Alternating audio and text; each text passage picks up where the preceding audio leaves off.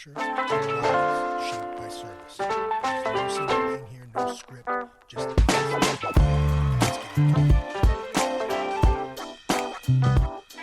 Let's talk about how we got into the wellness game. Okay. We did a podcast, probably a year or more ago. When this idea was just like a little baby seed and hadn't blossomed yet. It is a good story. So definitely, I think worth telling again. Yeah, definitely. It's been a minute, but a good journey. Yeah. All right. You can hear me all right and everything? I got you, pal. Perfect. What was the weekend like for you? Low key. I'm trying to think of what we did. Yeah, just ran errands, typical. My wife ended up needing a sound bar, so we ran around a little bit and ended up getting a nice Bose for the house. And like like for the TV? Yeah. Oh, nice. Yeah, I don't know where that came from, but hey, sometimes when you need it, you need it. That's it. How about you? How was the weekend? Not bad. We went to one of those water slide park things to kind of get away for the kids. It wasn't bad. It was a little bit pandemonium at first, then it kind of slowed down, and it was great. But I'm not built for water slides, man. I reluctantly went down a water slide the first time, and I had fun. I just wasn't thinking it through, so my wallet got soaked. And then the kids, they say, oh my God, it was so much fun. Let's go again. And I was like, all right, well, that wasn't so bad. So I went down a second time.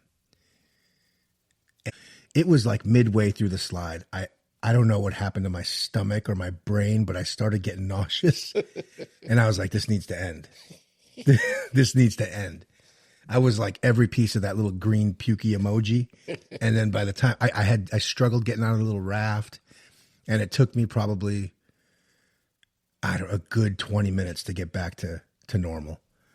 So it just shows, age. Yep. No, I did the same last time we went to Disney.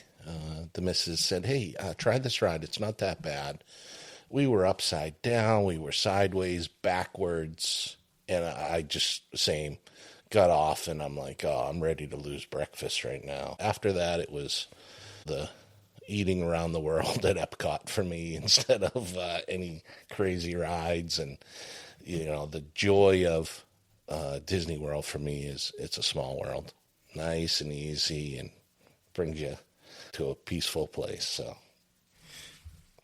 well, for those that might not know, although everybody knows Ron, you're one of those guys that everybody knows. But for those listeners that might not know the inner workings here, Ron and I have worked together for a long time. So it's popping in because we started the wellness journey together, really. And it didn't start with wellness. I mean, it did in a way, but it was wellness focused and aimed at the community through CIT, right? Which was pretty cool. And that was and just jump in wherever, because I'll probably miss stuff and get this wrong. But a real turning point in my career. Everything during COVID was very strange, but policing was definitely strange. It was eerie. It was like everything was shut down. Nobody was out on the roads. You just didn't know what was happening. It was very strange for sure. Yeah. And so the obvious question got asked, and that's, how are members of the community doing? Are they okay? Who's checking on them? What's the status on people? And we didn't really know. It was a moment in time that is just interesting to reflect back on. Yeah, it was our entire community. There were no cars on the roads. Stores were closed. We'd come to work and be like, okay, what do we got today? And like those briefings, we kind of live for them. And to see, what's the latest. It was one of those things. I think someone had reached out to you and asked about some kids, because we were doing a lot of checks on kids at the request of the schools, and then kind of started from there. Yeah. But one thing that didn't stop, there wasn't many people on the road, but they were still calling about speeding. Because the few cars that were on the road were doing like 80, I think, because nobody else was there. And it was just like a freedom to do whatever they wanted on the road. So Yeah, those didn't stop. I don't think those ever will. Ever will. No. It was the kids, students, they weren't in front of those mandated reporters in a worst case scenario, but they also weren't, just in front of teachers, and the community can really see what's going on, right? And some people need help more than others. So the silence of it was very strange. But so that got us really to think about crisis intervention team training, because that was and it remains something that's out there to an approach towards mental health policing, I guess. And Right. And I think a good part of our department was already trained. Many of us had the skill set, but we weren't using it. So just another one of those things where the light shined on it because of this situation. I don't like to say the silver lining around COVID, but I always say it just because you have to think of some good that comes out of bad situations. And for us, I think that one of those was this focus and move towards this skill set that many of the officers already had through the CIT. And as we were talking about it, you had mentioned Netflix. You got to check out this or it was HBO, right? Yeah. HBO. You got to check out this documentary, and it was Ernie and Joe Crisis Cops. And I remember I was like, all right, I got to check it out. And I remember I remember starting watching it, and it got me almost instantly. And I had to step away from it and then come back to it. But as I was watching it and finishing up, I was like, we need to do this. We need to do exactly what I'm watching on this documentary. But we're a department of, how many did we have at that point? Yeah, 6, 8. Yeah. We were small. We're still small, but we serve with love. So always come at it from that small town policing, mindset.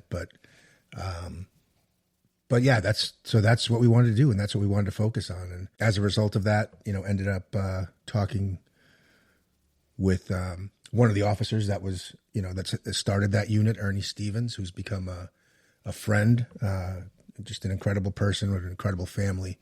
And yeah, that was one of those kind of cool things that came from that. We became, like I said, we became heavy with the CIT stuff. As we kind of pushed along through that, became more aware, became more knowledgeable on how to focus on this type of policing. It just kind of naturally drove us like inward to say, wow, look at all these things that happen to people, and the way that we need to police for them, we have to be a little different. And it just naturally went to like, hey, what about us? Right.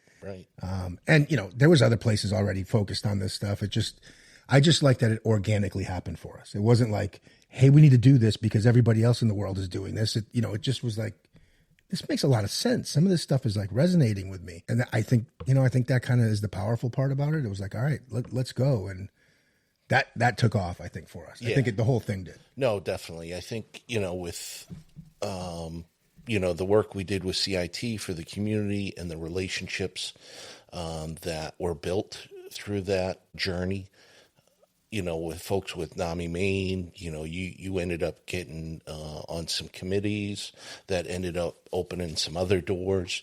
You allowed me to join our regional peer support team, which ended up just having us ultimately look inward.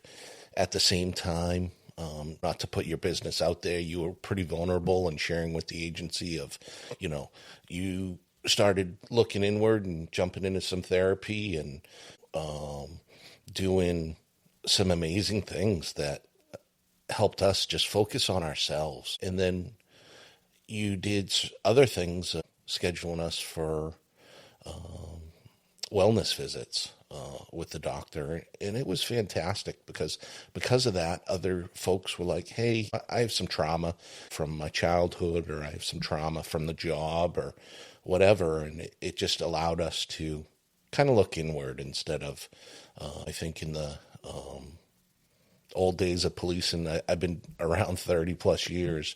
I remember going to homicides or, really bad calls, and administrators were like, kind of like your last episode, your chief check on you, good? Theirs wasn't like that. Theirs wasn't, touching of like, hey, I really care about you. They were like, You all set? Suck it up, buttercup type of mentality. So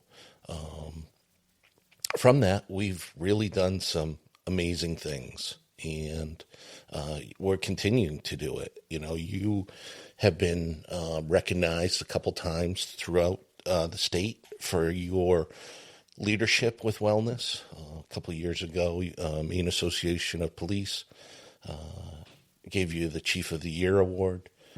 Just literally last week, the Fraternal Order of Police gave you the Leadership Award for your actions and steps that you've taken towards officer wellness and making sure that we're all taken care of. So, it's been an amazing ride, a great journey, and, we continue to try and improve us. Well, you say they gave me an award, but I was nominated, and I wonder who authored the nomination on that. I mean, that was from our team. Thanks for the shout. Right. Thanks. Our team, as a group, and we kind of in this profession. Like I said, I've been around a long time, worked for a lot of different agencies, and when you have leadership that you stand behind and they stand behind you, and you go to work and enjoy doing the type of policing that we do, it makes it seem like it's not a job. And it just seems like that we're continuing to help people at the same time we're helping ourselves. So, I've worked for some bad leaders on the verge of corruption, but let other supervisors, scream at their employees, put them down, and just make them not want to be part of their team. Now there's agencies all around the country that still, kind of act with a bad heart, and their people are paying for it. You make a good point, because I always think like we're not special. We're not doing anything special. And I could tend to go down that negative road, but it's always because I just want to be better. I just want to be better. I just want, I want to improve. And that's just something that really, I think I need to calm down with it. But it's so shocking that there are a lot of departments that do zero in wellness. Right. And then there's some departments that do zero in wellness, but they have leadership that cares. And I think that still works. Because I think those are the types of leaders that will be open to maybe a brand new officer saying, hey, can I join peer support?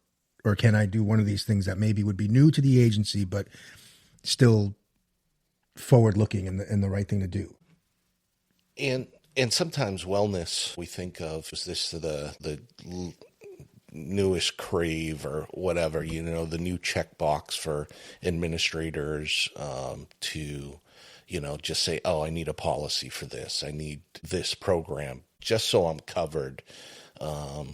Where if the leadership, like we have, like you have set the culture at our agency of like, we need to do our job, show up, do work, but also at the same time, make sure that we are taking care of our people. And I definitely know that it shows, and our folks are appreciative of it. And a lot of times when we're at trainings or meetings or whatever, we have other folks come up and say, I wish my agency did that. They really don't care about my wellness and my well-being, and they're just trying to fill shifts, and they don't really truly care about their people. For me, I think that the wellness stuff is it's been a leadership thing. I've always loved leadership and talking about it and trying to improve. And I've had my days that, were anything but leadership. When I started to focus on myself and started to think about what bothers me, what makes me tick, what are those things that, that I'm strong at and that I'm weak at, what are my values? Once I started figuring all that stuff out, it makes it easier to kind of think that way to everyone. even like we're talking specifically like your department. I think I said it in the last one. I think I mentioned about my chief that our values were aligned, but I didn't realize that because I didn't really spend time thinking about, who I am and what I truly value, what's important to me. When you start to kind of dial in who you are, it's easier to treat people with the respect they deserve, even if it's a little bit off, that they can see, okay, I don't agree, but I see where he's coming from, and that's cool. And again, I don't get that right all the time. Nobody's perfect, and sometimes you wake up on the wrong side of the bed, or you get nauseous from a water slide, and things just aren't the same come Monday morning. But I think that's what gives me the buy-in on the wellness stuff, because a lot of people, maybe I was kind of going through life just like go to bed, wake up, go to bed, wake up. And you're not just digging a little bit deeper to see like, okay, I'm up. Like, let me make something of this day. Let me learn something about myself. Let me learn something about anything, about you. Like that made the days more fulfilling, I think.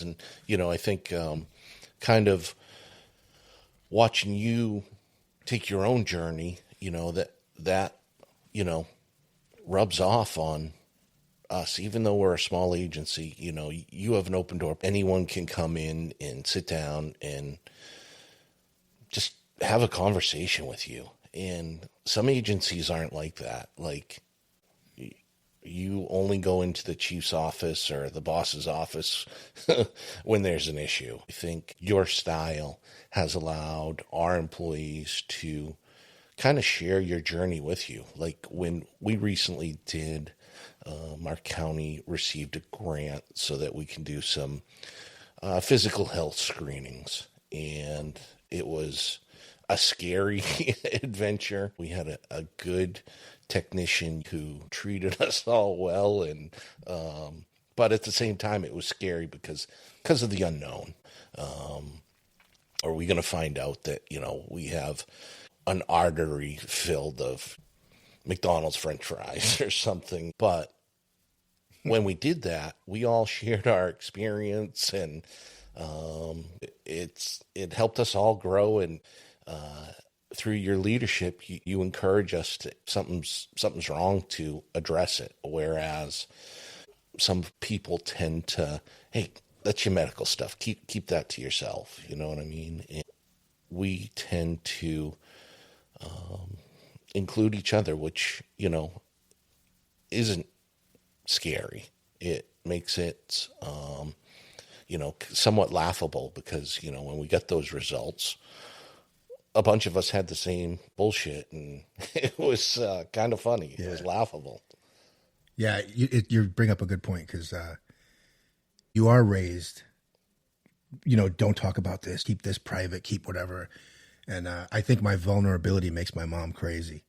But I just don't care, because I really do feel like if I say it, people will feel more comfortable, and we'll be a close-knit community within the agency. And if I had 2 months to live, I don't know if I'd say that until, I had a week left. Yeah, no, we'd know. We'd be on a plane to Vegas and jumping out of planes, doing the Tim McGraw, like you were dying. Yeah. Stuff. So we definitely know. And that brings up a good point of some of the stuff that we have to look at and continue to talk about. For me, one of my medical journeys is I have super low testosterone. I was exhausted all the time and just no energy. In the morning, I'd be like, oh, I just want to stay in bed. I'm just going to lay here for another hour, and no drive to really move or do anything. And come to find out, I had the testosterone level of like a 75-year-old man, and had to address it. So I hope it's working. I think it's working. I don't have those days of, wanting to stay in bed or just exhausted all the time, but we learn from each other, and hopefully we can share. A couple of years ago, we were at the Chiefs of Police Association annual training in Boston, and I ended up meeting a doctor kind of involved with wellness. I sat in on his seminar and basically had a conversation with him. And he was maybe a couple years older than me. And he's like, every police officer over 40 should have their testosterone checked. And if you're low, it just doesn't help you. He's like, I've steered them into getting them some help and getting them back on track. I spoke to another doctor when I went to a retreat, and he said the same thing. Officers at 40 years old need to have a urologist, make sure they're getting checked. That's beyond what you're getting from your primary care physician, and right, all the basic stuff, like get out there and do, in-depth, blood test to find out where all that lands.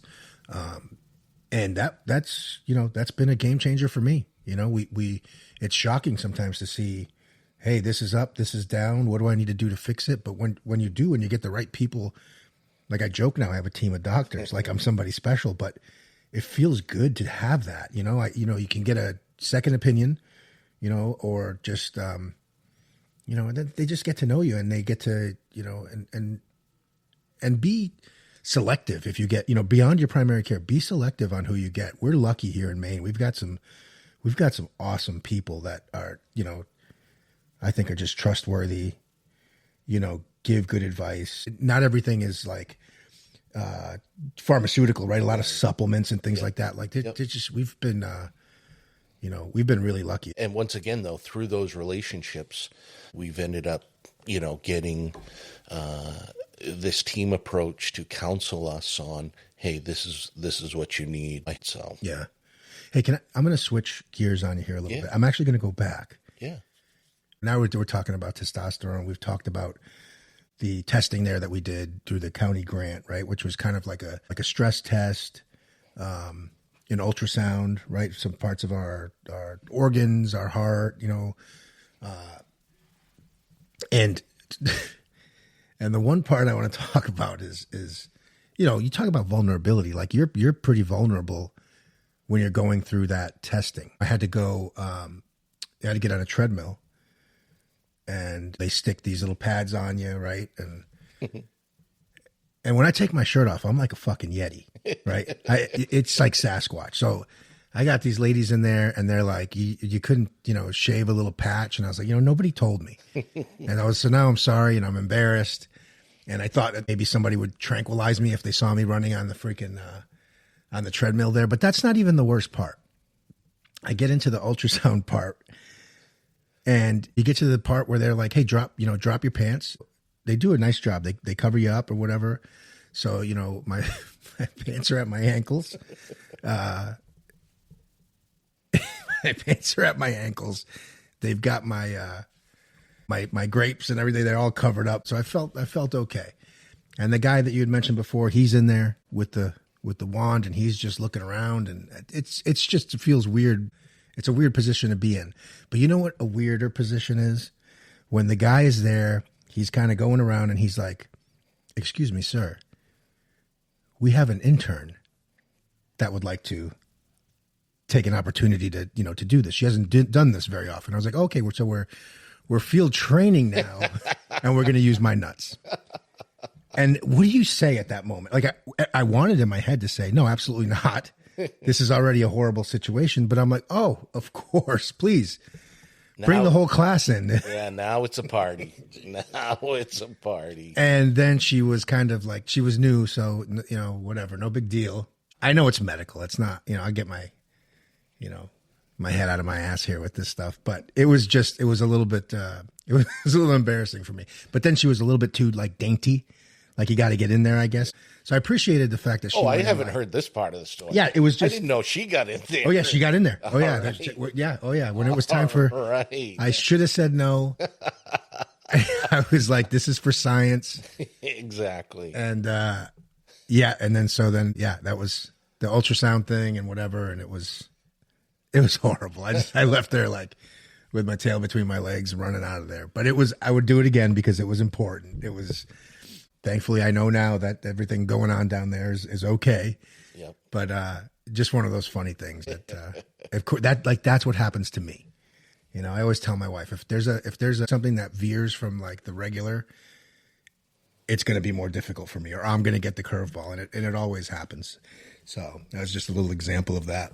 Oh, thanks for sharing that one. That's fantastic. Actually, it's funny because I think I sent you a text and I was like, hey, apparently this week is First Responder Wellness Week, which I think is I don't know if that's a real thing. It's good to have a week to focus on this, and maybe it'll get some people, especially some leaders out there, clicking on a few articles and learning a little bit more about what they can do. If we're just a small little department in Maine doing a little something, right, then I think others can move in that direction as well. Right. And it's good too that we have gotten to that space where, it's being recognized. Going back to your article about your prior chief, checking in on you, and he was doing wellness then. It just wasn't defined. Yeah. And I think having it defined now is helpful for a lot of agencies. We're all struggling with recruiting and retention, and this is the secret sauce, if you will. It's that special thing that we offer. We do different than even places around us. I am excited to see, other agencies kind of stepping up to the plate and wanting to be part of the conversation. I was really surprised at your presentation you did with the Regional Training Center. Seems like a month ago now. We had another seasoned chief that showed up, and I was just impressed that he took the time on a Friday evening to come and listen and maybe learn something about, hey, what can I do for my people? So. I agree with you. That was awesome to see that chief there. And I think as time goes, we'll see it grow. It has to. It's going to have to. As chiefs come and go, and whoever they put in those positions is going to be dictated a little bit by their thoughts on wellness and taking care of their people, or if not, we're going to see that the younger generation coming up that is already kind of into this, and so it's got to be a good balance there. I think for us, we're just gonna what's next. We're both those types of individuals that aren't happy with status quo. We just always want to just be better. You know what I mean? Be better men, be better husbands, fathers, bosses, just better people in general. What is your passion inside the wellness space, like in policing? Like, is there something that you gravitate to more? Yeah. For me, thanks for asking or bringing that up. Is for me, the peer support. Yeah. I've kind of always done that.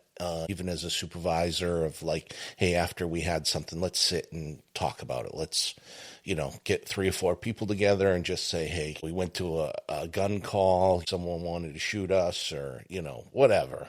But we would always sit afterwards and process that rather than just keeping it inside. Or same if we had an officer involved shooting somewhere, we were always reaching out and saying, hey, what can we do to help? And one of the things you mentioned earlier, that retreat you went to in California, I really would love to do something. Obviously, with our peer support team, we can't send everyone to California, but maybe we could do something similar here and just help heal some of our healers. Just make sure that we're checking on those people. We have some folks that have done a lot of debriefs the past couple of years, and there are times when I just worry about them. Are we doing enough for them? I think I had asked you that a while ago. I was like, what? You're on the peer support team. Like, what are your requirements, right? But like, what are the requirements for somebody who's on the peer support team to go talk to somebody? And there should be, just like a sex crimes investigator, these extra steps that really should be taken, and they should be part of responsibility of being on that team. I know we've talked about that before, and it's interesting, but hopefully, that's not somewhere we're dropping the ball. And I would expect, and maybe I'm wrong, is like whoever's on the peer support, I better not hear, well, I don't need that. You do a lot of work with the peer support team. And a lot of times I'm like, damn, I think I've even said to you, like, do you really want to do this one? Like, why do you want to do this? Right. Right. And I let you go because I trust that, and we do talk. And I think part of that, even if, obviously, I don't mean like we're sharing the secret. I think we're very respectful to what that process is, but we do talk, and like, I need a minute, right? Sometimes it's not always, Chief, do you need a minute? Sometimes I'm like, Ronnie, come in here. Right. And that's, it's such a simple thing, right? Conversations back and forth, so simple, right? But really can be healing. And honestly, even if you're talking about something completely different, it's just, you need that space. You and I have seen it with other officers. You could see the release valve, right? But we're not even talking. We're just sharing space together and trying to laugh. And we know we're sitting in some uncomfort, but all that is in a weird way healing. I know I'm not saying it the way I want to say this, but hopefully it makes sense to somebody out there that can interpret what the hell I'm saying. Yep. But one of the great things about this podcast, though, is it's getting the message out there. And I love when you say, our 2 listeners, our 2 people out there listening, but with that, you've got some analytics, right? Where is our numbers with the cast? Yeah. I haven't checked recently, but the numbers are pretty good. Great. Better than, I joke, but I thought I would go to 10 episodes. And then from there, just see if this was really worth the energy, if I was enjoying it. Because this actually is a commitment. And then now it's just another thing that's on my mind that I don't want to let the 2 listeners down if they're out there. And we're not breaking any records here with these numbers for sure, but I'm learning. I don't know how to market this. That part's a little uncomfortable for me, but I think I'm just going to let it happen organically. And the more that we have guests on, which I mentioned last week, I think we've got like 3 or 4 guests ready to go. Their people are going to listen. And then I think we'll expand that way. But this is what it's for. Like you said, I mean, I last time I said for reflection and connection, that's what this is about. If we can get some people to support us here and there, awesome. But this is more about getting the words out, saying those things that are maybe uncomfortable, that people are thinking, that we've all thought. Today's conversation, I think there was a few things that are bangers that people aren't really talking about testosterone. Right. They're probably thinking it. They probably know it. Right. And now they know they've got a couple people that they can reach out to. If they're comfortable reaching out to you, like, hey, let's talk more about that. I guess that's the connection, and that's the mission of this whole thing. So it's been everything I've seen in analytics tells me to keep going. Yeah. And this is episode 11. So we just broke the 10 episode mark. And sometimes, like last week was just me. People get busy. Things happen. Billy jumps on, most of the time, but I also want to mix it up a little bit, and it just, I'd love to get to the point where get everybody, get a few people in that room and really have a conversation. They're all important. They all got something to say and all got something to share. Yeah. So, we'll keep it going. I'm not ready to stop it yet, though. Keep the foot on the gas pedal. Yeah. I talk to a lot of people and they get a lot out of it. So that's part of the mission. So keep sharing the message. And, with that said, Ron, any last words or anything when we wrap it up here? No, just thanks to the 2 listeners out there. We appreciate you. Thanks for having me and letting me chime in here on my thoughts and, my journey down this path of wellness, and just everybody out there, just stay safe. So absolutely, man. Thanks for chatting. I'm sure you'll be on here plenty of times in the future. So like Ronnie said, stay safe.